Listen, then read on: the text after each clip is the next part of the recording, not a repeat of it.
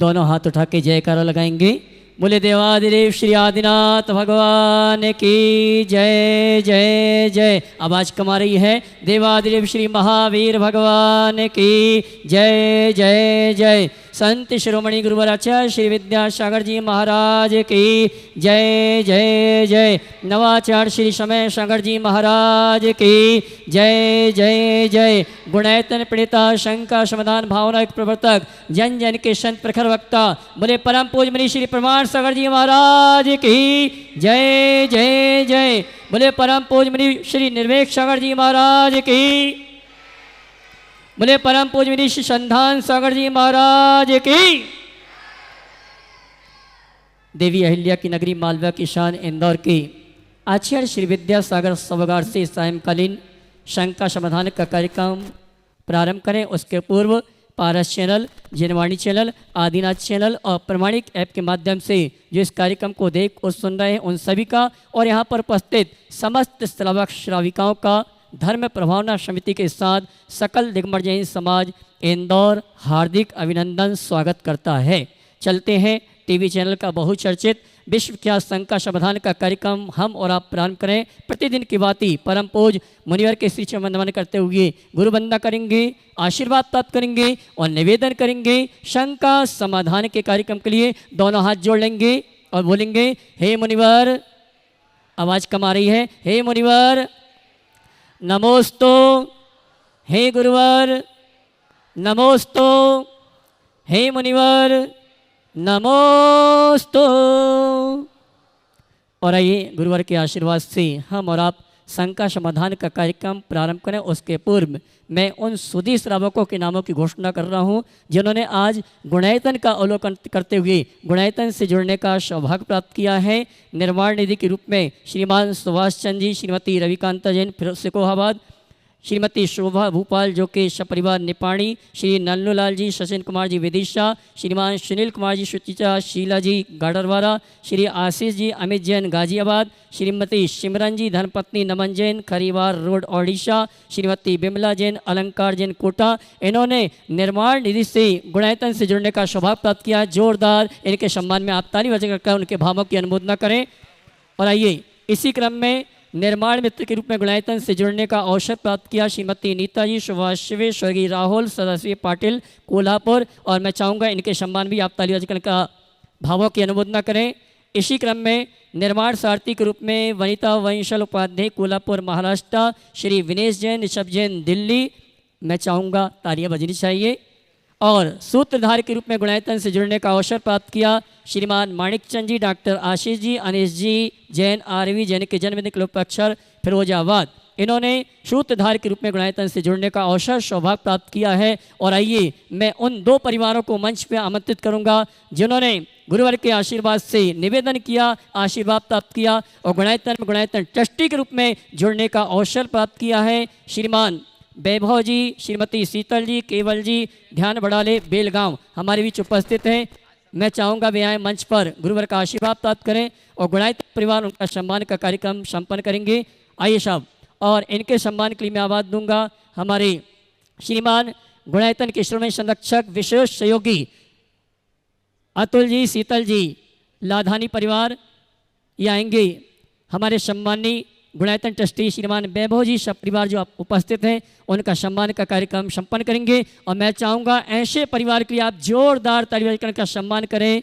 पहले भी ये जुड़े थे लेकिन आज गुणायतन ट्रस्टी के रूप में इन्होंने गुणायतन से जुड़ने का सौभाग्य प्राप्त किया। मंच पे आ जावे। आइए अतुल भाई, शीतल जी इनका सम्मान गुणायतन परिवार की ओर से संपन्न करेंगे। और आइए इसी क्रम में गुणायतन परिवार में गुणायतन ट्रस्टी के रूप में जिन्होंने जुड़ने का सौभाग्य प्राप्त किया हमारे बीच में दिल्ली निवासी एडवोकेट सुप्रीम कोर्ट के श्रीमान तुषार मानसी, मुकुल संगीता, विजय कुमार, साधना जैन हमारे बीच उपस्थित हैं।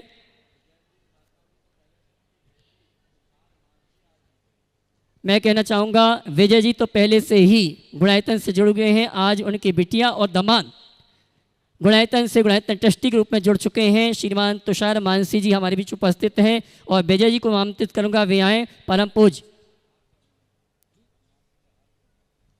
और इनके सम्मान के लिए मैं आमंत्रित करूंगा हमारे गुणायतन के श्रीमणी संरक्षक भाई हर्ष जी और परम संरक्षक हमारे मनोज जी वाकलीवाल। ये आएंगे सम्मानी गुणायतन परिवार के गुणायतन ट्रस्टी का गुणायतन परिवार की ओर से सम्मान का कार्यक्रम संपन्न करेंगे। और मैं चाहूँगा आप जोरदार तालियों का इस परिवार का सम्मान करें। विजय कुमार जी तो पहले से जुड़े थे, लेकिन आज बिटिया दमान को भी। और आइए इसी क्रम में मैं उस युवा व्यक्तित्व को आमंत्रित करूंगा जिन्होंने कमाया बहुत लेकिन कमाया नहीं, बहुत अच्छे काम में लगाए। धुलियान से हमारे बीच में भाई सुजीत जी, जो कि हमारे मुनिश्री प्रमाण सागर जी महाराज के बड़े भ्राता अनिल जी के साले साहब हैं, आज हमारे बीच उपस्थित हैं। धुलियान दिगंबर जैन समाज को इन्होंने बहुत बड़ा चांदी का रथ प्रदान किया है और गुणायतन के ट्रस्टी भी हैं। मैं चाहूँगा परम पूज मुनिवर के श्री चरण वंदन करते हुए आशीर्वाद प्राप्त करेंगे और उनके सम्मान के लिए मैं आमंत्रित करूंगा हमारे गुणायतन के श्रीमणी संरक्षक और चातुर्मास के यजमान भाई मुकेश जी, और उनके साथ आएंगे धर्म प्रभावना समिति के अध्यक्ष महोदय श्रीमान अशोक जी दोषी। हाँ जी, गुणायतन के संरक्षक और श्रीमणी संरक्षक ये दोनों आएंगे। भाई सुजीत जी का मैं चाहूंगा इस युवा साथी के लिए जोरदार ताली बजाएं।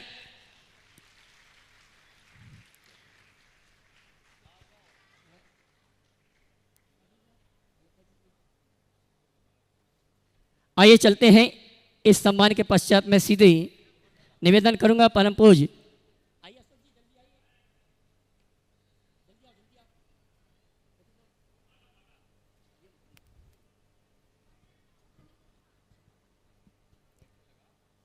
तालियां तो बजाइए इस व्यक्तित्व के लिए,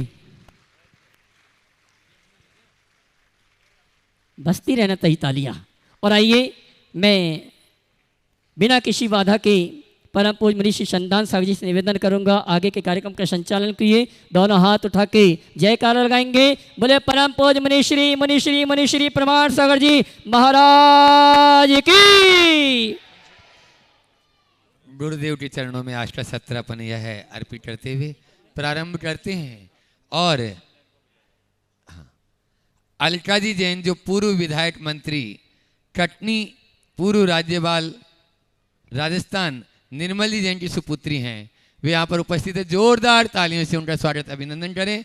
और साथ में डॉक्टर सीताचंद जी जैन उनके जीवन साथी और सम्मान के लिए मैं आमंत्रित करूँगा अनिल जी प्रतिभाजी बाजल पूर्व अध्यक्ष उदयनगर के, वे उनका सम्मान अभिनंदन करेंगे। और साथ में रहेंगे पवन जी जैन साहब। पवन जी भी आ जाए, वे भी सम्मान में उनका साथ दें। और आज का प्रथम प्रश्न भी अपने बीच में जो पूर्व विधायिका और गुणायतन के ट्रस्टी भी हैं अलका जी, वे अपना प्रथम प्रश्न करेंगे। और उनके बाद में तैयार रहेंगे राजश्री जैन श्री पारसनाथ मंदिर संपत हिल्स।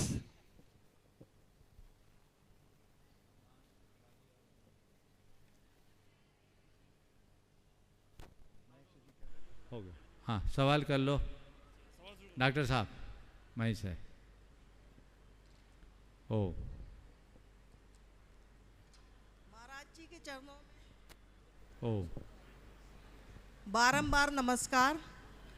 महाराज जी प्रश्न तो नहीं है, आज एक अनुरोध है, क्योंकि आपका व्यक्तित्व और आपकी वाणी ऐसी है कि पूरे भारत के जैन समाज आपको अपने गुरु के रूप में तो देख ही रहा है।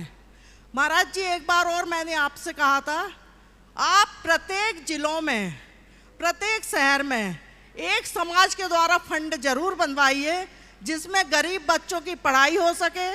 उच्च शिक्षा लेने वाले बच्चे हैं, फीस के कारण नहीं कर पाते, और जिनके स्वास्थ्य के लिए हम लोग मदद कर सकें। आप प्रत्येक जिले और समाज में यदि ऐसी व्यवस्था करवा देंगे, आपकी वाणी में वो है कि आप जहां आदेश करेंगे, महाराज जी आप ही के आदेश से कटनी के हाउसिंग बोर्ड के छोटा सा मंदिर जो आपने स्थापना की थी, हम लोगों ने वहां अभी कर लिया है और राशि भी इकट्ठी होने लगी।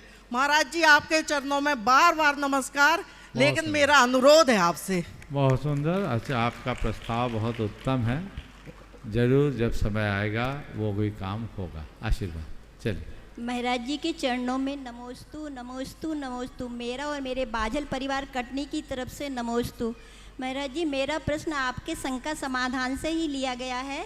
आपने उसमें बताया था कि आकुलता बंध का कारण है और निराकुलता निर्जरा का कारण है। मेरा प्रश्न है कि यदि धार्मिक क्षेत्रों में, धार्मिक कार्यक्रमों में आकुलता होती है तो उसका समाधान कैसे किया जाए? नमोस्तु महाराज। सबसे पहले देखो कि धार्मिक क्षेत्र में आकुलता क्यों हो रही। आकुलता कहीं ना कहीं हमारी कमी को प्रकट कर रहा है, या तो हमारे भाव विशुद्ध नहीं है, या तो हम किसी दबाव प्रभाव में काम कर रहे हैं, लोभ लालच में काम कर रहे हैं, या अहंकार से प्रेरित होकर काम कर रहे हैं। ये सब आकुलता के जन्य। यदि इन सब को हटा दे तो आकुलता का नाम भी शेष नहीं है, केवल आनंद रहे। नमोस्तु महाराज जी, नमोस्तु। सुप्रीम कोर्ट के एडवोकेट दिल्ली से साधना विजय जी जैन, जो डुनाइतन के विधि सलाहकार भी हैं, वे अपना प्रश्न रखें, जिनकी बिटिया आज डुनाइतन की संस्थापक सदस्य के रूप में भी जुड़ी है पूरे परिवार के साथ में, और साथ में ही उसके बाद में तैयार रहेंगे आज के जो मांडलिक क्रिया के पुण्यार्जक हैं कंछेदी लाल शशि जी जैन, पारस पान भंडार, इंदौर। नमोस्तु गुरुदेव। गुरुदेव, पोथी का पन्ना पलटना पड़ता है, पोथी का पन्ना पलटना पड़ता है, और ज़रूरी नहीं कि हम सभी पन्नों को पढ़ें। हम अपनी पसंद के अनुसार पन्नों को पढ़ भी सकते हैं और छोड़ भी सकते हैं। लेकिन गुरुदेव, भाग्य का पन्ना स्वतः ही पलट जाता है। हम चाहें या न चाहें उसी के अनुरूप अपने अपने जीवन को जीना होता है। तो गुरुदेव, क्या मनुष्य अपने भाग्य के पन्ने को अपनी भावनाओं के अनुरूप कुछ ही अंशों में सही लिख और पढ़ सकता है क्या? यदि हाँ तो गुरुदेव कैसे? देखिए ये बात बहुत अच्छी कही कि पोथी का पन्ना पलटा जा सकता है, और उसमें हम क्या पढ़ें क्या न पढ़ें हमारी अभिरुचि पर निर्भर है। जी गुरुदेव। लेकिन भाग्य का पन्ना जो सामने आता है उसे ही पढ़ना पड़ता है जी। और उसमें हमारी इच्छा का कोई जोर नहीं चलता। आपने पूछा क्या हम भाग्य के पन्ने को लिख सकते हैं, पलट सकते हैं क्या? जी गुरुदेव। पहली बात तो मैं ये कहूँगा कि हमें ये समझना है कि जो भाग्य का पन्ना सामने है वो लिखा किसने? जी गुरुदेव। लिखा तो हमने ही है। स्वयं नहीं लिखा, स्वतः ने लिखा है। तो जब हम लिख सकते हैं तो नया भी लिख सकते हैं, बिल्कुल ठीक। जी गुरुदेव। और लिख सकते हैं तो मिटा भी सकते हैं, कुछ बदल भी सकते हैं। जी। तो ये चीज़ें हमारे हाथ में है। जी गुरुदेव। अगर कोई व्यक्ति इस विश्वास के साथ जीता है कि सब कुछ मेरे भाग्य पर ही निर्भर है, जी गुरुदेव। तो वो जीवन में सफल नहीं होता। लेकिन हमारा विश्वास यदि ये हो जी। कि मैं जो करूँगा वही होगा, मेरा पुरुषार्थ मुझे परिणाम देगा, तो हम अपने नए भाग्य का सृजन भी कर सकते हैं। जी गुरुदेव। इसलिए सलाह ये है कि भाग्य के भरोसे मत बैठो। जी। और सबसे बड़ी बात तो ये है कि मेरे भाग्य में क्या है जी। ये मुझे पता ही नहीं। जी। मुझे तो केवल एक बात पता है कि मुझे क्या करना है। तो मुझे जो पढ़ना है वही मुझे लिखना शुरू करना चाहिए। जी। हम अगर सदैव अच्छा पढ़ना चाहते हैं तो आज जो पन्ना मेरे सामने उसमें अच्छा लिखना तो शुरू करें। गुरुदेव, वही तो मुश्किल होती है ना। हम अच्छा लिखना नहीं चाहते, अच्छा पढ़ना चाहते, जी। अच्छा बोलना नहीं चाहते, अच्छा सुनना चाहते, तो कैसे काम चलेगा? जी। सदैव एक बात को अपने हृदय में अंकित रखिए,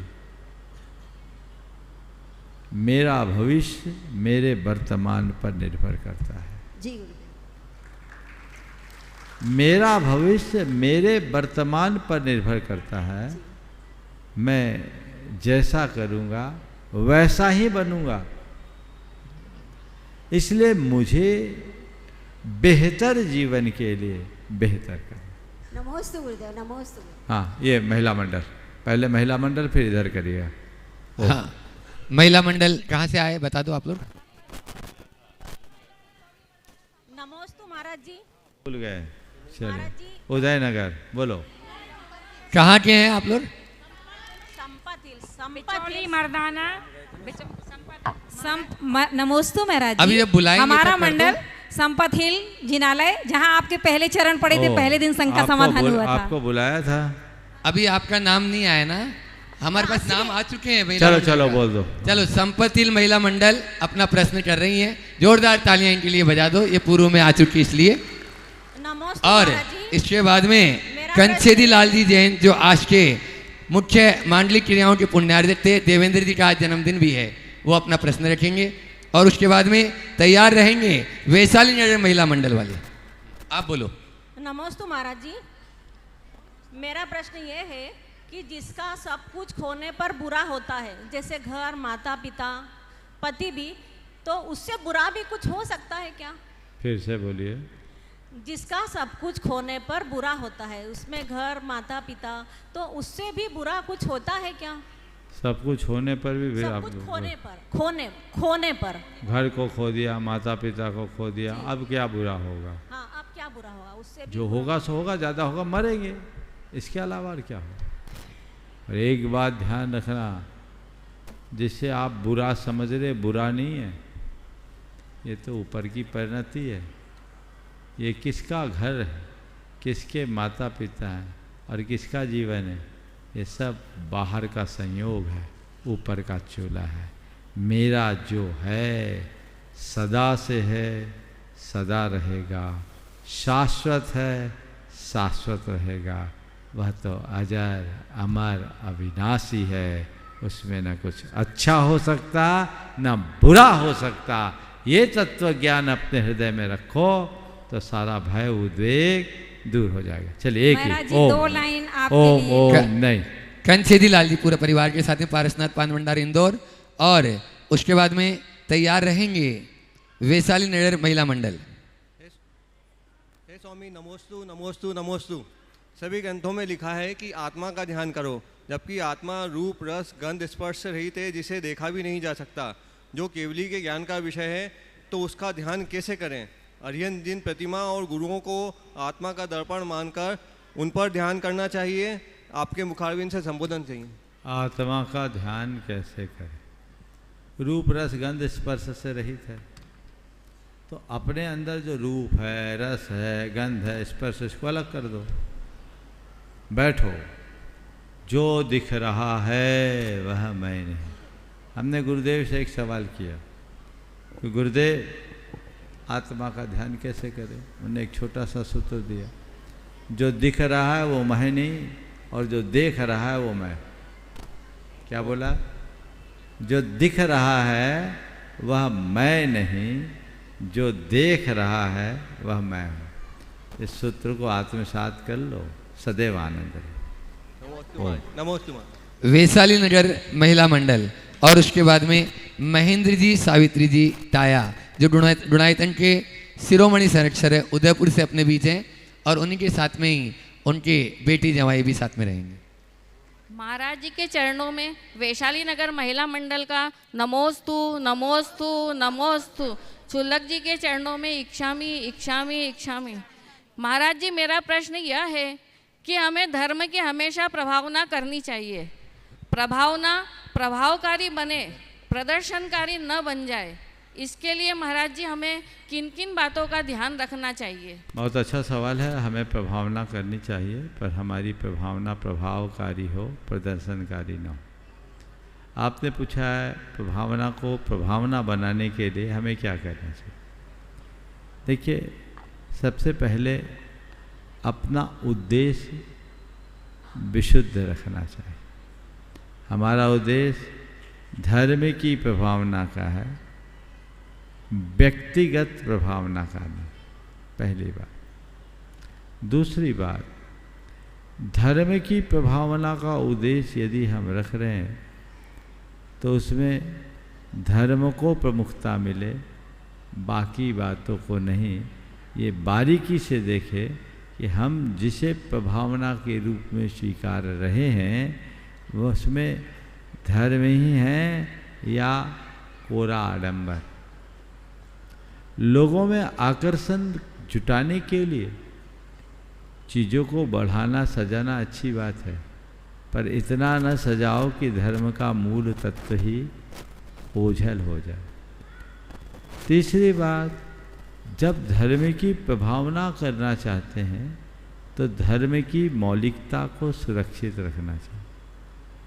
और चौथी बात, धर्म की प्रभावना के लिए आपसी सद्भाव को बढ़ा के चलना चाहिए।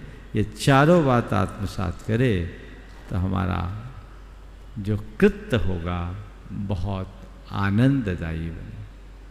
नमोस्तु महाराज, नमोस्तु महाराज, नमोस्तु महाराज। महेंद्र जी, सावित्री जी टाया शिरोमणि संरक्षक गुणायतन उदयपुर से, और उनके साथ में ही उनकी बेटी जवाई पूरा परिवार ओम नहीं आए। हाँ, और तैयार रहेंगे वैभव जी जैन जो गुणायतन की ट्रस्टी हैं बेल गांव से। महाराज जी, एक सूचना है, आपका जब चातुर्मास हुआ था उदयपुर में 17 में, तो आपका जो निर्देश था कि भाई ये जो सामग्री जो चढ़ती है ये अगर आप पक्षियों को दें, और अभी तक उसके पहले हमारे वहाँ पुजारी को हम लोग देते थे और उनकी तनख्वाहें कम रहती थी, तो आपके निर्देश की वो पालना हमने चालू की। पक्षियों का भी अपना दान हो गया और पुजारी की हमने तनख्वाह बढ़ा दी, और वो आज 8 साल से बराबर लगातार वो चल रहा है। तो आपका आशीर्वाद। देखिए, ताया जी ने एक बहुत अच्छे विषय पर ध्यान आकृष्ट किया। मैं तो सोच रहा था पर्यूषण में इस विषय को फिर से उठाऊंगा। ताया जी, आपके परोक्ष में हमने आपका कई बार नाम लिया है। जब मैं उदयपुर में था तब दिल्ली के एक सज्जन ने आकर मुझसे एक बड़ी व्यथा भरी बात कही थी कि महाराज जी, हम लोग मंदिर में अपनी सामग्री चढ़ाते हैं, बाज़ार में वो बिकती है और लोग उसके साथ बिरयानी खाते हैं, नॉन वेज खाते हैं। अहिंसा के देवता को चढ़ाए गए अर्घ्य का उपभोग लोग मांस मछली आदि अभक्ष्य पदार्थों के साथ करे, इससे बड़ा पाप और क्या होगा। मुझे इस बात से बड़ी पीड़ा हुई और मैंने उसी दिन अपने शंका समाधान में ये प्रश्न शंका समाधान में आया था, और मैंने कहा था कि शास्त्रीय दृष्टि से तो भगवान के चरणों में अर्पित किया गया द्रव्य, उसका अधिकार पशु पक्षियों को है, इसका अधिकार माली और व्यास को नहीं। चूँकि आप लोग बनिया हों और माली को इस बात का लालच देकर कि हाँ इतना द्रव्य चढ़ता है, इतनी सामग्री चढ़ती, 5 किलो बादाम रोज चढ़ता है, आप उसको पगार न के बराबर देते, कई जगह तो देते ही नहीं और रख लेते। ऐसा करने वाले निर्माल्य का भी मूल्य आंक लेते हैं, जो नहीं होना चाहिए। तो मैंने एक प्रस्ताव दिया था कि माली को पगार दीजिए, अच्छी तनख्वाह दीजिए, क्योंकि उसकी ड्यूटी बड़ी होती है और 2-2, 3-3 आदमियों को मंदिर संभालने में समय देना पड़ता है, उस अनुरूप दें, और जो सामग्री है वो पक्षियों को खिला दें, और जो ऐसी सामग्री है वो अन्य परमार्थ के कार्य में लगा दें। मुझे बहुत प्रसन्नता है, टाया जी खुद अपने मुख से बोलेंगे, जो ये द्रव्य सामग्री को चढ़ाने के बाद छतों में बखेरते हैं, तालाब के पास भी शायद डालते हैं, हजारों की तादाद में तोते आते हैं और उनको चुग जाते हैं। केशव नगर वालों ने तो बताया आधा घंटे में पूरे द्रव्य सफा चट्ट हो जाती। कितना सुंदर दृश्य लगता है। तो पक्षियों को दाना देने का पुण्य, भगवान को पूजा करने का पुण्य आपको मिलता है, और आपकी द्रव्य सामग्री से पाप का कार्य नहीं होता। ये पूरे देश के समाजों को ध्यान देना चाहिए।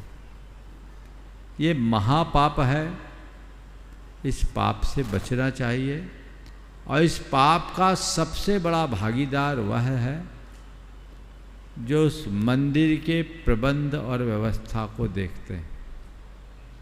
मैं देश के सारे मंदिरों से जुड़े लोगों को पुनः कहूँगा, देश में बहुत सारे गांव शहरों में ऐसा हुआ है, लेकिन अभी भी बहुत से गांव शहर ऐसे हैं जिसमें वही पुरानी परंपरा चल रही है, लोगों की मानसिकता नहीं बदल पा रही। इस मानसिकता को बदलिए। जो मंदिर की व्यवस्था और प्रबंध को देखने वाले उनको पाप है, और जो मंदिर में द्रव्य सामग्री चढ़ा रहे उनको भी पाप है।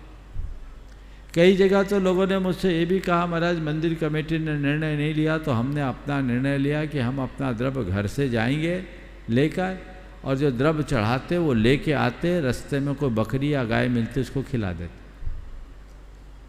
और माली नाराज ना हो तो हम माली को थोड़े पैसे दे देते। हमने कहा ये भी अच्छा है, कमेटी की बुद्धि नहीं सुधरी, तुमने अपनी बुद्धि सुधार ली, अच्छी बात। मुझे बेहद प्रसन्नता है कि इसकी शुरुआत उदयपुर से हुई और टाया जी ने इसमें नेतृत्व किया, कुंथू कुमार जी और टाया जी, और बहुत अच्छे से काम चल रहा। और लोग भी प्रेरणा लीजिए। थोड़ा पक्षियों का किस तरह का विचरण होता है आप अपने मुख से लोगों को बताइए तो बहुत अच्छा होगा।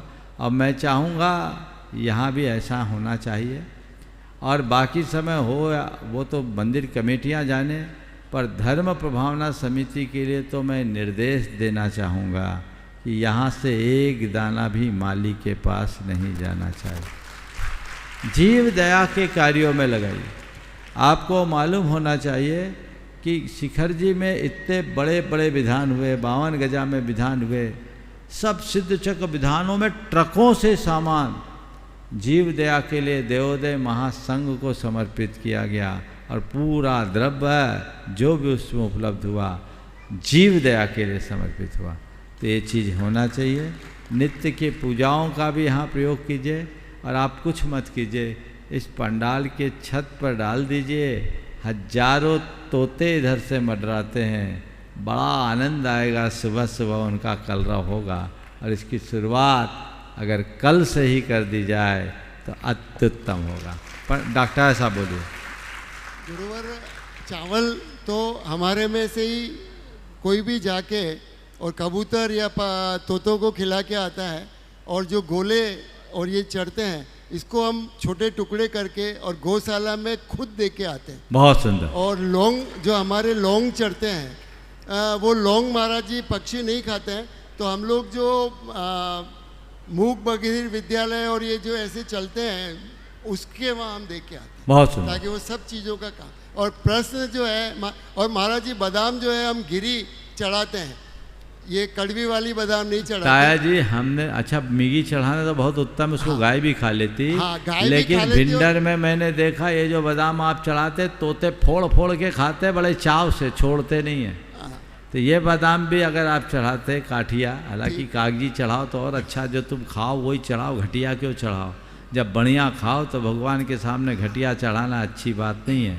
तो जो आप खाते वही चढ़ाइए, या तो मिगी चढ़ाइए या फिर कागजी बादाम चढ़ाइए, सबसे उत्तम बादाम होता है।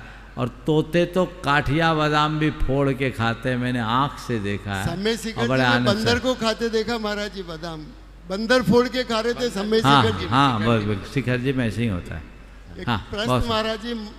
हाँ सवाल है, सवाल कर लीजिए। नमोस्तु गुरुदेव, नमोस्तु नमोस्तु नमोस्तु।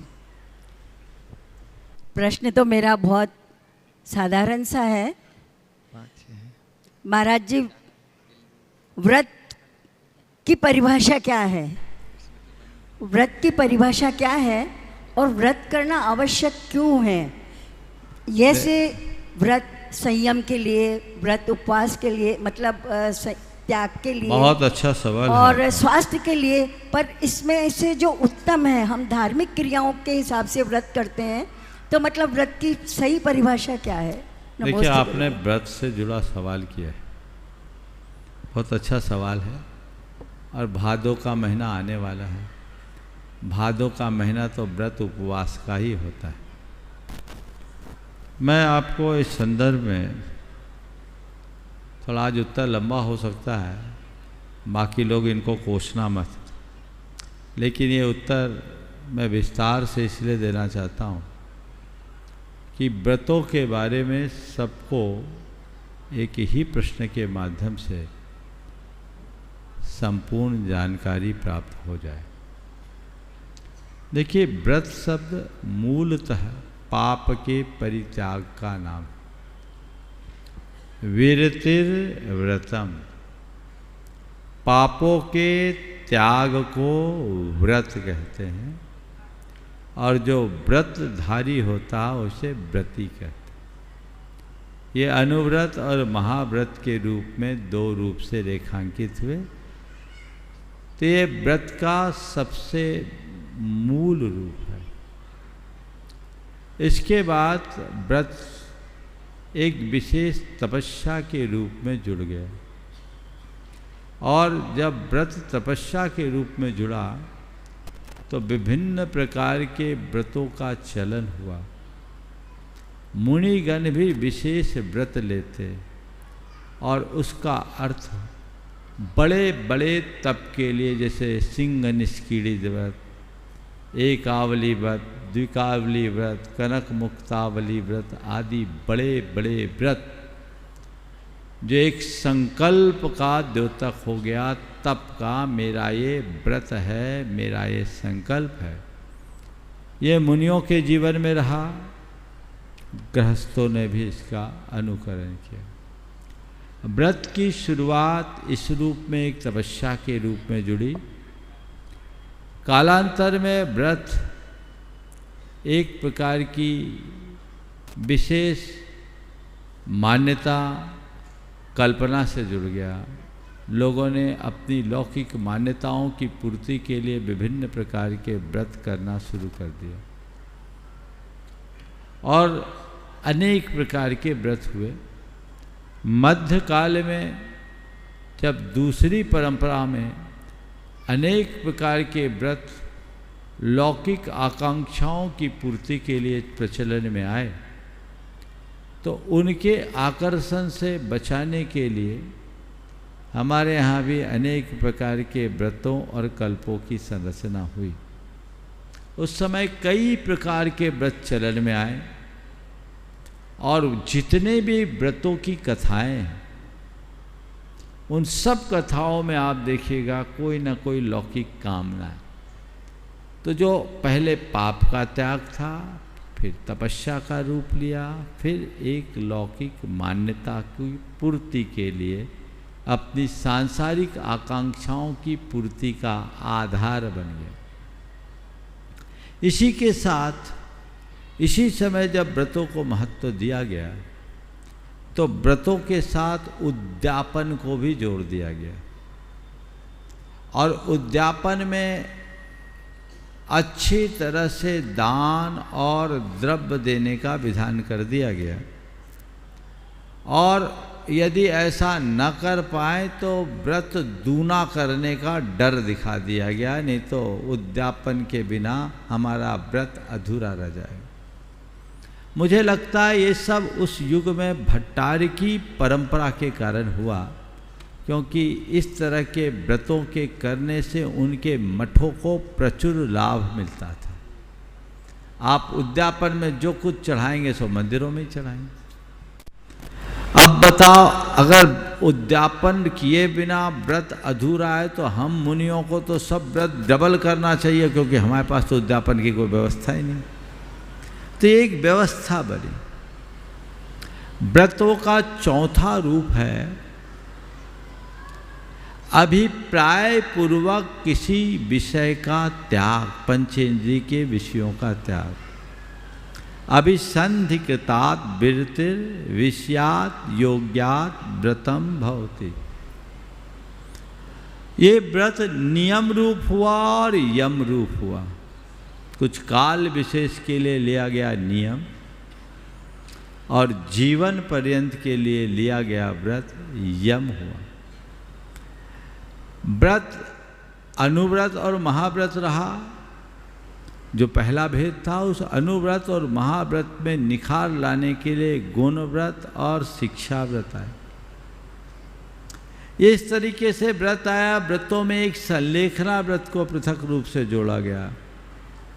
तो कुल मिलाकर के व्रत हमारी आत्मशुद्धि का आधार है।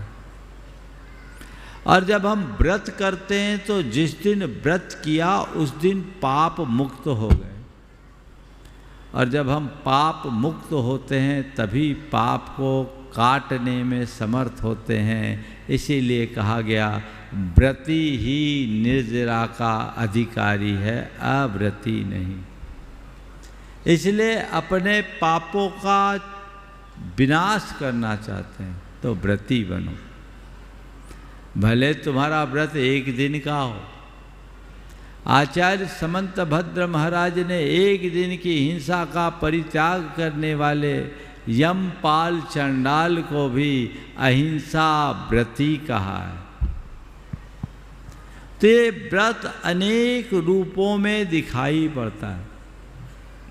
इसलिए व्रतों को ग्रहण करने का उत्साह सभी को बना के रखना चाहिए और जो भी व्रत हो उनका से निरतिचार पालन करना चाहिए, उसमें किसी प्रकार की शिथिलता नहीं आने देना चाहिए। आज जो गुणायतन से के नए ट्रस्टी बने ऐसे वैभव जी जैन बेलगांव से अपने बीच में है, वे प्रश्न पूछ रहे हैं और तैयार रहेंगे नंदा नगर पाठशाला के सभी उत्साही बच्चे।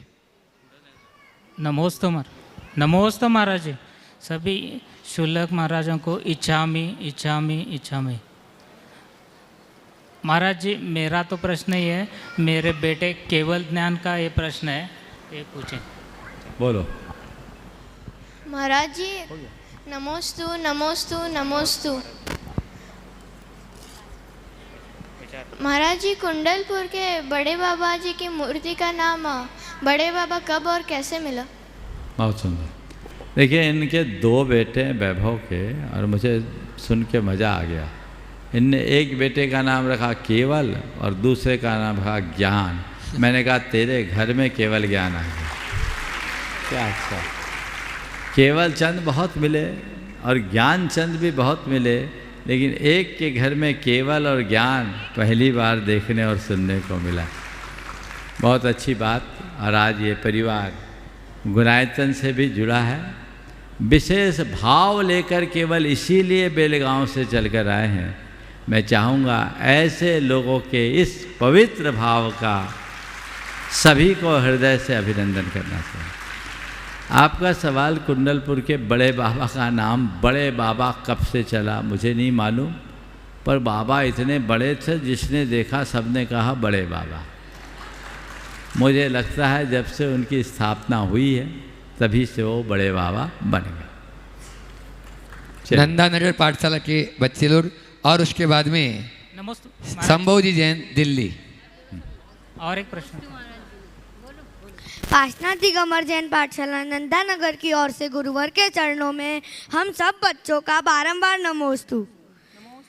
गुरुवर हम सब बच्चों का प्रश्न है कि हम बुरी आदतों की तरफ आकर्षित हो जाते हैं और सीख जाते हैं, जैसे लड़ाई झगड़ा मारना रोना जिद्दी आदि, लेकिन अच्छी आदतों की ओर हमारा ध्यान ही आकर्षित नहीं होता, जैसे मिलजुल कर रहना खुश रहना।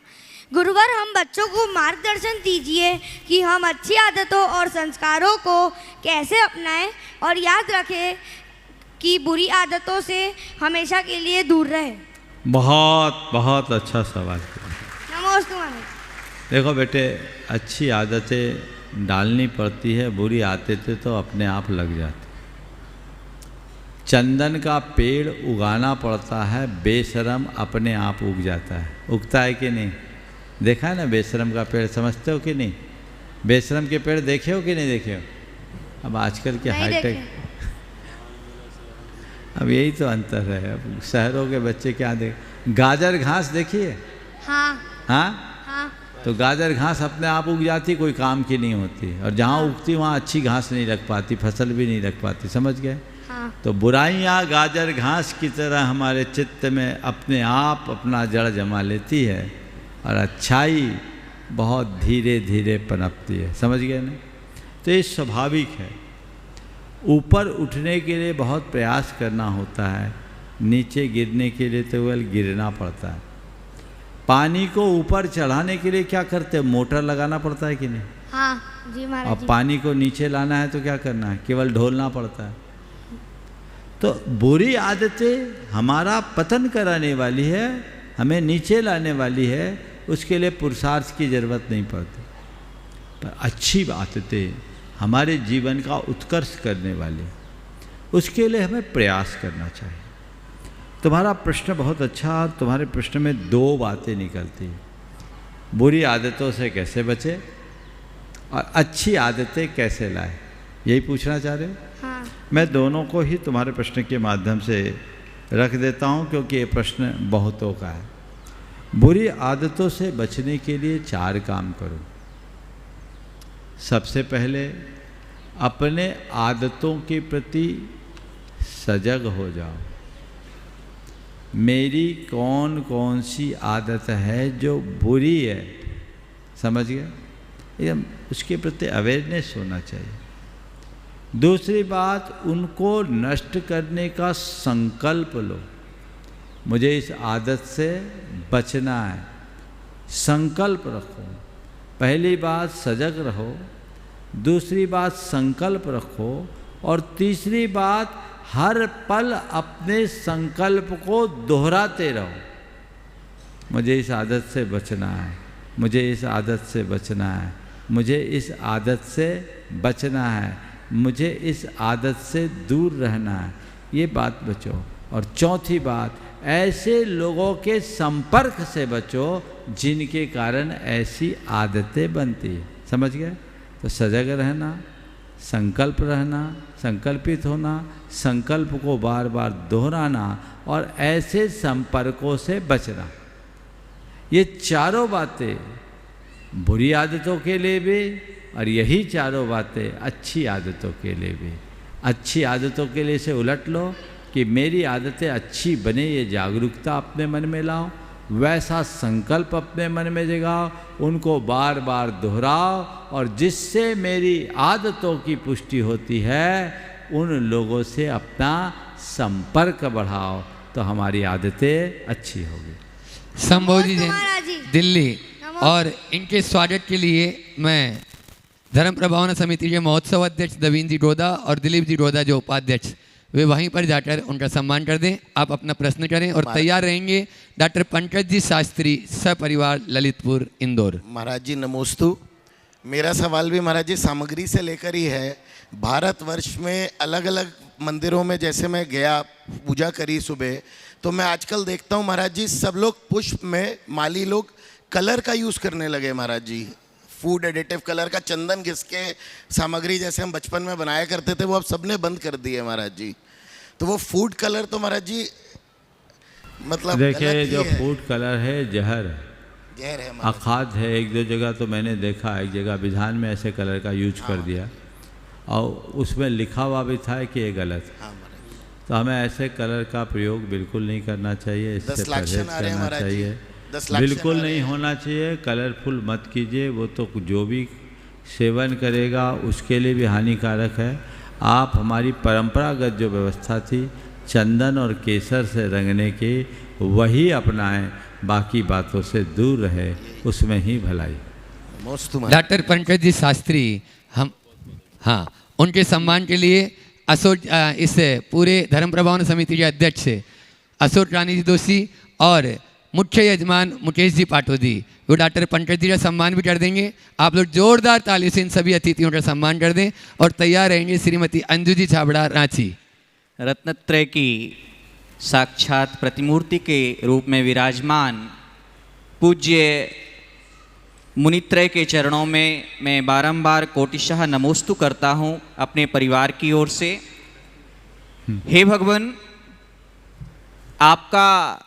आपकी ओजस्वी वाणी, आपका यह विशद ज्ञान शंका समाधान के इस कार्यक्रम के माध्यम से गुरुदेव लगभग 200 देशों में इसका प्रसारण हो रहा है, और मेरे मन में आज एक ऐसी चिंता आपके समक्ष प्रस्तुत करने जा रहा हूं जो वैश्विक है, क्योंकि आपके आशीर्वाद से हम परिवार की चिंताओं से तो निपट लेते हैं, लेकिन आज जो बांग्लादेश में स्थिति बनी हुई है, क्योंकि आपने एक बार अपने प्रवचन में कहा था कि धार्मिक सहिष्णुता निरंतर घटती जा रही है, और जिस तरह से हजारों वहाँ पर लोग संकटग्रस्त हैं, अपने प्राणों के लिए तरस रहे हैं, और मैं तो देखता हूँ कि आने वाले समय में कहीं यह धार्मिक असहिष्णुता, धार्मिक उन्माद कहीं विश्व युद्ध का कारण न बन जाए, तो समग्र विश्व की दृष्टि गुरुदेव आपके चरणों में है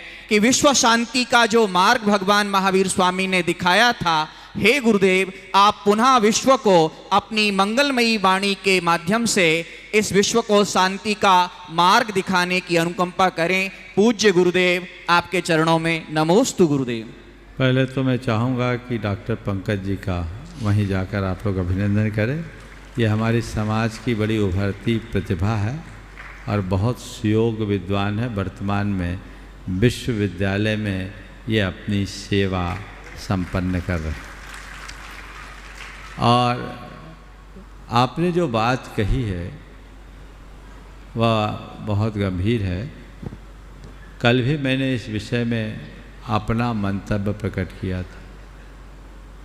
धार्मिक असहिष्णुता बड़ी चिंता का विषय है और ये धीरे धीरे धीरे धीरे बहुत तेजी से बढ़ रही है। आपने जो चिंता प्रकट की कि ये धार्मिक असहिष्णुता धार्मिक उन्माद में बदलकर विश्व युद्ध का कारण न बन जाए। निश्चित उन्माद युद्ध का कारण बन सकता है और इसके लिए सारे विश्व के प्रमुख जनों को बैठकर विचार विमर्श करने की आवश्यकता और अपेक्षा है। सबसे पहले तो जो अपने बगल में आग लगी हुई है उसे हमें जल्दी शांत करने की कोशिश करनी चाहिए। और मैं तो सबसे पहला प्रयास ये चाहूँगा कि विश्व की सारी शक्तियाँ इसे मिलकर रोकने का प्रयास करें। ये बहुत ही दुर्भाग्यपूर्ण है कि अब तक कोई मानवतावादी संगठन आगे नहीं आया, कोई मानवाधिकारवादी लोगों को इसकी चिंता नहीं हुई। छोटी छोटी बातों में शोर मचाने वाले लोग यहाँ चुप क्यों? ये घोर दुखद है। लोगों को जागना चाहिए, सर्व समाज में जागरूकता आनी चाहिए और पारस्परिक सहिष्णुता का विकास करना चाहिए। और उसके लिए मुझे एक ही उपाय दिखता है पूरे विश्व में, वह एक है कि पूरे संसार में एक ही बात सब तरफ जगाया जाए, सर्वभूतात्म भावना। आत्मवाद के जागते ही सारा आतंकवाद खत्म हो जाता है। जब हम सबको अपने समान देखने और जानने लगेंगे तो हमारे सामने कहीं इस प्रकार की स्थिति नहीं दिखेगी। तो हमें अपनी दृष्टि की व्यापकता को बचाना है और आत्मवाद अध्यात्मवाद की भावना को जगाना है। वैचारिक सहिष्णुता को बढ़ाने के लिए यदि अनेकांतवाद दृष्टि बन जाए, परधर्म सहिष्णुता की वृत्ति विकसित हो जाए तो चीज़ें बहुत अच्छे से नियंत्रित हो सके। नमोस्तु नमोस्तु गुरुदेव। श्रीमती अंजू जी छाबड़ा, टीएमपी मसाला रांची, और उसके बाद में तैयार रहेंगे इस पूरे चातुर्मास के मुख्य यजमान मुकेश जी पाटोदी अपनी पूरी टीम के साथ में, उनके साथ में धर्म प्रभावना समिति के सभी समस्त पदाधिकारी तैयार रहेंगे। हेलो, मंच आसीन सभी गुरुदेव के चरणों में बारंबार नमोस्तु नमोस्तु नमोस्तु। छुल्लक महाराज जी के चरणों में बारंबार इक्षामी। गुरुदेव, इंसान की सोच यदि तंग हो जाती है तो खूबसूरत ज़िंदगी भी जंग हो जाती है। फिर से, इंसान की सोच यदि तंग हो जाती है तो खूबसूरत ज़िंदगी भी जंग हो जाती है। तो ऊंचाई तक वही लोग पहुंचते हैं जो प्रतिशोध की बजाय परिवर्तन की सोच रखते हैं। गुरुदेव, परिवर्तन के इस दौर में अपनी सोच को जंग लगाने से कैसे बचाएं? परिवर्तन की सोच के लिए अपनी सोच में जंग लगाने से कैसे बचें? मैं तो एक समझता हूँ कि जहाँ परिवर्तन चलता रहता वहाँ जंग नहीं लगती। जंग वहीं लगती है जहाँ जड़ता होती, रुक जाती। यदि हम सतत सक्रिय रहें तो परिवर्तन अपने आप होगा, जंग लगने का कोई प्रसंग ही नहीं है। आपने बहुत अच्छी बात कही कि प्रतिशोध की जगह परिवर्तन की सोच कैसे लाए। कुछ न करे, मन में क्षमा भाव जगा लो, प्रतिशोध खत्म हो जाएगा और परिवर्तन अपने आप आ जाएगा। नमस्ते गुरुदेव। मुकेश जी पाटोदी मुख्य यजमान इस अनुष्ठान पूरे चातुर्मास के, और उनकी पूरी टीम, और उसके बाद में असोट भैया तैयार रहें आगे के कार्यक्रम की सूचना देने के लिए। नमोस्तु महाराज श्री, एक साथ यदि हमारे परिवार में 3 शुभ मंगल हो तो उसको क्या कहें महाराज जी। पहला मंगल तो आपने आपकी कृपा से हमको प्रथम कलश के द्वारा आपने कृतार्थ किया। दूसरा मंगल महाराज जी, हमारी बेटे का संबंध एक देश के सुप्रतिष्ठित परिवार की बिटिया से, दिल्ली में पवन जी गोधा, जो अपने नाम से पूरे देश जानता है उनको, उनकी बिटिया से संबंध हुआ। और तीसरा मंगल ये हुआ महाराज जी कि शिखर जी में प्रथम लाड़ू, तीनों लाड़ू शांति धारा भगवान की और झंडा ध्वजा और विरोहण हमने स्वर्णवत कूट पे प्रथम हमने किया महाराज जी। तो इस बारे में महाराज जी आप सहमत हैं कि हम ऐसे? बस मैं यही बोलूँगा कि तुमने मंगलाचरण किया, जजमान बनने का फल मिल गया। महाराज श्री चौथा मंगल ये हुआ कि इन्होंने जो कलश लिया उससे डबल राशि वहां से आ गई दिल्ली से इनके पास में। जो इन्होंने कलश की राशि दी है उससे डबल राशि दिल्ली से वापस आ गई है। मैं अब बुरी बात तो पूरी सुन लो, मैं तुम्हारे मतलब की बात कह रहा हूँ। ये सब जो मिला है ना, ये जजमान बनने का फल मिला है, समझ गए? तो बस इससे एक बात सीख लो, और तुम्हारे माध्यम से मैं सबको कहता हूँ, अच्छे का परिणाम सदैव अच्छा निकलता है। दान और त्याग मनुष्य के पुण्य में असाधारण वृद्धि करता है। इसलिए सभी को दान जैसे पवित्र कर्म के लिए उत्साहित रहना चाहिए, और मन बना लो हर साल ऐसा ही मौका मिलते रहे, और आजू बाजू वाले जो थोड़े पीछे रह गए आगे के लिए तैयार रहे। सभी को आशीर्वाद। महाराज श्री, एक विद्या प्रमाणिक ने आपके लिए नमोस्तु बोला महाराज जी, हमने वहाँ देखा बहुत सुंदर। देखे विद्या प्रमाणिक संघ प्रतिवर्ष सम्मेत शिखर में 3 दिन तक भोजन व्यवस्था करते। 30-35 हजार लोग गुणायतन परिसर में तीनों टाइम भोजन करते हैं। और ये 41 युवक है, सभी गुणायतन के ट्रस्टी हैं, दिल्ली के हैं, और बहुत उत्साह से ये काम करते हैं और खुद का पैसा लगाते हैं। इस साल भी उनने किया निःशुल्क। एक बार उन सब के इस पवित्र कार्य के लिए आप सब अभिनंदन करें, और मैं भी यहीं से उन सभी को आशीर्वाद देता हूँ। अशोक भैया महाराज श्री, आइएगा बंधु, सूचना पहले आइएगा बंधु। प्रतिवर्ष की भांति इस वर्ष भी पर्वराज पर्युषण के पावन अवसर पर 8 सितंबर से 17 सितंबर तक श्रावक संस्कार शिविर का आयोजन किया जा रहा है, और उसके रजिस्ट्रेशन प्रामाणिक ऐप पर लगातार लोग कर रहे हैं।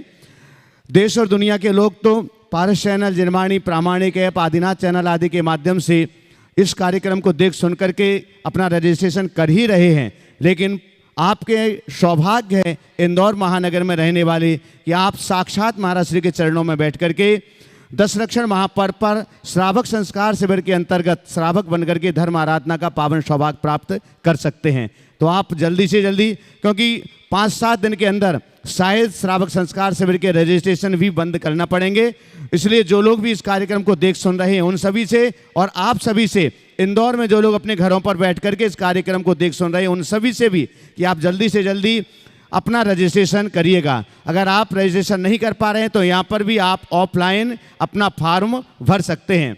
बंधु, 16, 17, 18 तारीख को भावना योग का बृहद शिविर लगाया जा रहा है प्रातः 6 बजे से सुबह 8 बजे तक, और ये संपूर्ण कार्यक्रम अभय प्रसाल में होगा। उसका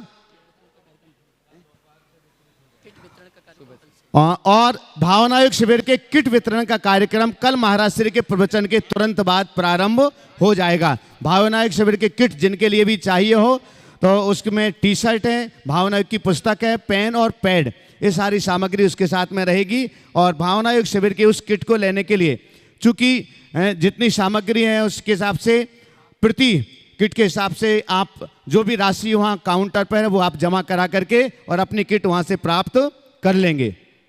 200 रुपये और उस किट के लिए 200 रुपये की राशि सुनिश्चित की गई है। आप काउंटर पर जमा करा करके वहाँ से आप अपनी किट प्राप्त कर सकेंगे।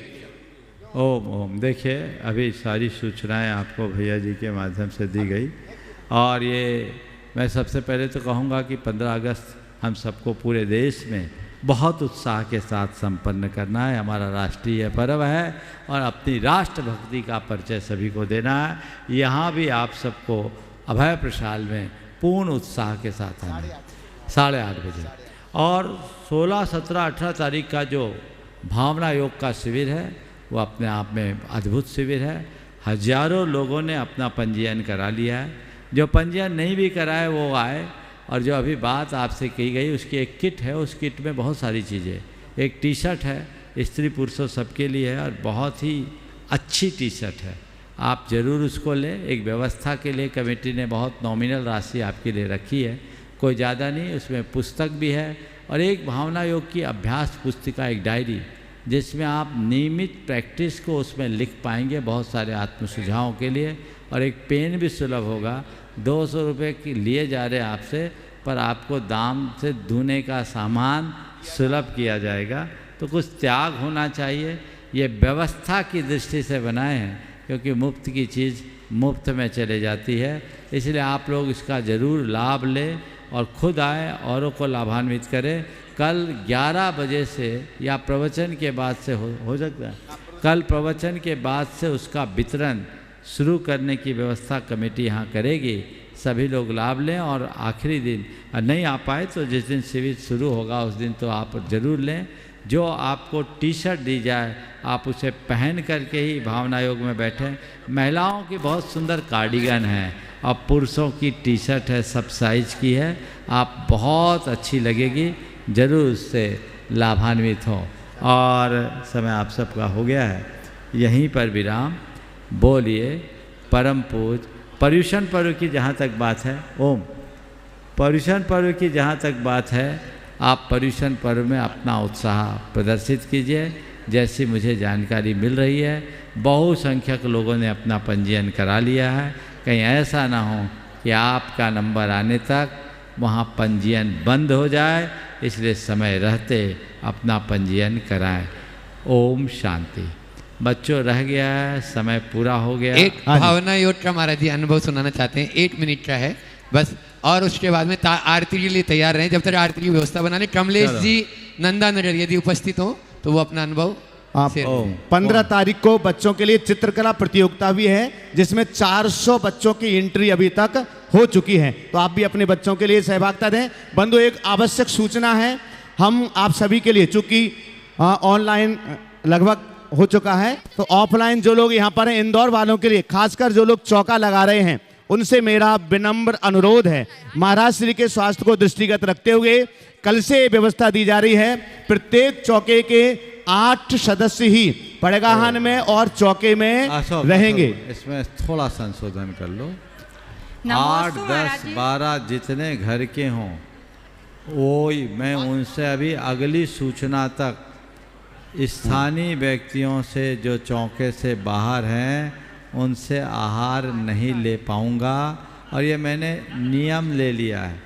तो अब आप जब तक का हम आपको सूचना देंगे तब तक का नियम, हताश मत होइए, बहुत जल्दी थोड़े दिन के लिए आप लोगों की सुविधा से अपने केवल अपवाद में कोई अतिथिगण आए उनकी एक व्यवस्था अलग है। इसलिए कल से पड़गाहन में भी बहुत भीड़ न रखे और अतिरिक्त लोगों को आमंत्रित न करे। गुणायतन के शिरोमणि संरक्षक अतुल। नमोस्तु महाराज जी, नमोस्तु महाराज जी। उनका बाइट हो जाने दो। बोलो बहन जी। इच्छामी महाराज जी। महाराज जी मैं भावना योग सुबह शाम दोनों टाइम करती हूँ, उससे मेरे को बहुत लाभ हुआ है। मेरे को साइटिका की इतनी महा बीमारी थी कि मैं खाना भी नहीं बना पाती थी, 4 रोटी बनाती थी और कुर्सी पे बैठती थी बहन जी, और इतनी जलन पड़ती थी। मेरी बात सुनो, आप बहुत अच्छा बोल रही हो। क्या अच्छा होगा कि ये अनुभव आप भावना योग के शिविर में करें। आप आएंगी, यहीं की है ना, तो आपको ये अवसर हम भावना योग के शिविर में देंगे, ज़्यादा अच्छा होगा। अब एक छोटी सी नमोस्तु महाराज जी, छोटी सी नमोस्तु बिटिया इसको दे दो, इसका मन रह महाराज जी। मेरा प्रश्न ये है, अब भावना नहीं। योग से संबंधित। उसी समय बोलिएगा। इस बिटिया को दो, एक छोटी सी बिटिया। इधर इधर अब है, ये छोटी बिटिया है, रह गई, जल्दी से बोलो। सुजीत भाई आगे आ जाए। नमोस्तु आगे महाराज जाओ। जी, मेरा प्रश्न है, जब हम पढ़ाई करते हैं तो हमारा ध्यान भटक क्यों जाता है दूसरी जगह? इसलिए कि हम पढ़ाई में थोड़ा फोकस कम रखते हैं। अब एकदम लक्ष्य रख लो कि मुझे पढ़ना है, बाकी बातें जिधर मन जाए उससे कहो कि थोड़ी देर बाद तुम्हारी सुनेंगे, अभी पढ़ना है, लगने लगेगा। ओम शांति। गुणायतन के शिरोमणि संरक्षक अतुल शीतल वंदना लादानी ऊपर आ जाएं, उस तरफ में जो ब्रह्मचारी भैया लोग बैठे हैं उसके पीछे की तरफ। वहीं से आइए आज करेंगे। की और साथ में टाया जी, महेंद्र जी लाल टाया, जी और साथ में महेंद्र जी टाया जी, सुजीत भैया और हमारे निर्मल जी की सुपुत्री ये सभी आएंगे, आज की महाआरती संपन्न करेंगे। और साथ में अतुल भैया लोग शीतल जहाँ लाधानी, हैं वहीं पे, बस वहीं से। हाँ, अतुल शीतल लाधानी ऊपर से एक आरती दो उनको, हेलो बड़ी दो। हेलो हेलो, चालू थोड़ा सा करिए। वॉल्यूम बढ़ाइए करो, please। शुरू करो। हो पुण्यार्जक परिवार को बुला लो। म्यूजिक। हो गया। अच्छा, बढ़िया। बोलिए बोलिए म्यूजिक। जल्दी।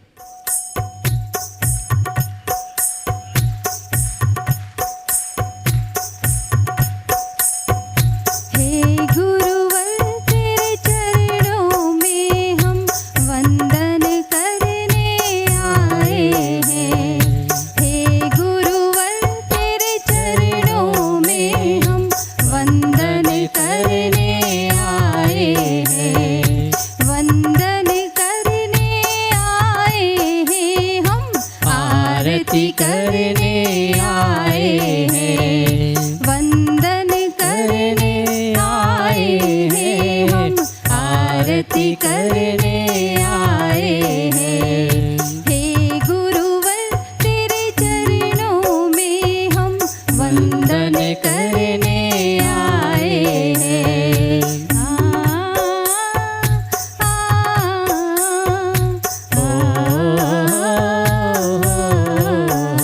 तुम काम क्रोध मद लोभ छोड़ निज आत्म को पहचाना है। तुम काम क्रोध मद लोभ छोड़ निज आत्म को पहचाना है। घर कुटुंब छोड़ कर निकल पड़े, घर मीठी मीठी ताली बजाएं भाई। बरवाना है। हे गुरुवर तेरे चरणों में हम वंदन करने आए हैं। वंदन करने आए हैं हम, आरती करने आए हैं।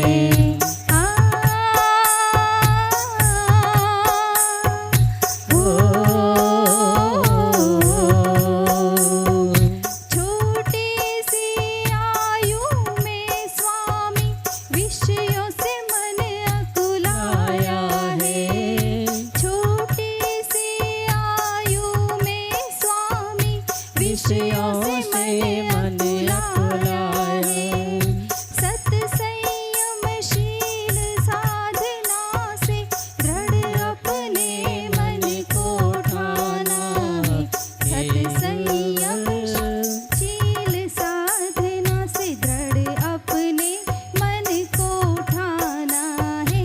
हे गुरुवर तेरे चरणों में हम वंदन करने आए हैं। वंदन करने आए हैं हम, आरती करने आए हैं। वंदन करने आए हैं हम, आरती करने आए